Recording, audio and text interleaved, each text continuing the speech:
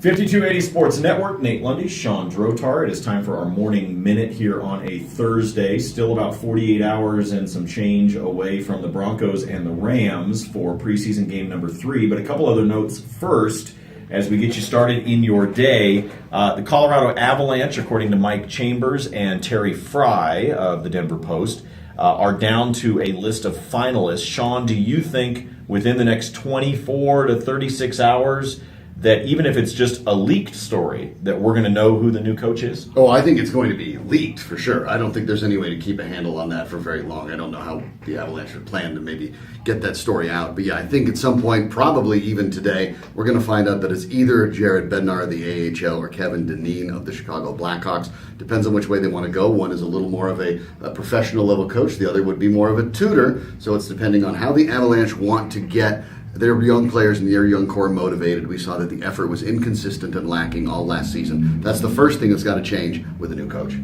10 days ago on our show on Mile High Sports Radio, weekday morning 7 to 9, I said I would not be surprised if the Rockies managed to take 2 out of 3 against the Nationals, 2 out of 3 against the Cubs, and then find a way to screw it all up against the Brewers. Sean, they did it. They have been swept by Milwaukee. Show off.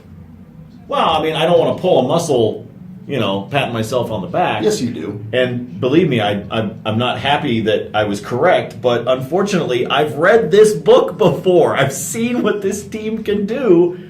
And admit it, Sean, you're not that surprised either. No. There was the idea that the Rockies were going to find a way to get into the race, into the wild card race somehow. They were staying in it because it was single digits. But in the end, they're 8-14 this month. That's not how you even stay in a race, let alone try to climb your way back. So it's over for the Rockies again, at least this year, a little later than usual.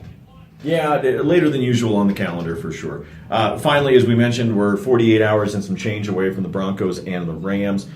Sean, this is really about how much confidence has Trevor Siemian gained, not only from the play in the first 2 preseason games, but Sean, how much confidence does he have that he was named the starter almost immediately for this 3rd game? Well, that was interesting because not only was he named the starter immediately, but even when he missed some of the practice the first week, they didn't really say that changed anything in the situation. That is the way you treat someone who seems to be the unquestioned starter. So whether Trevor Siemian performs well or not is going to go a long way. To me, this is also an interesting game because it's really, in many ways, Mark Sanchez's last stand. He has to come out here. He's basically lost the job in the pecking order to Trevor Siemian. Can he win it back?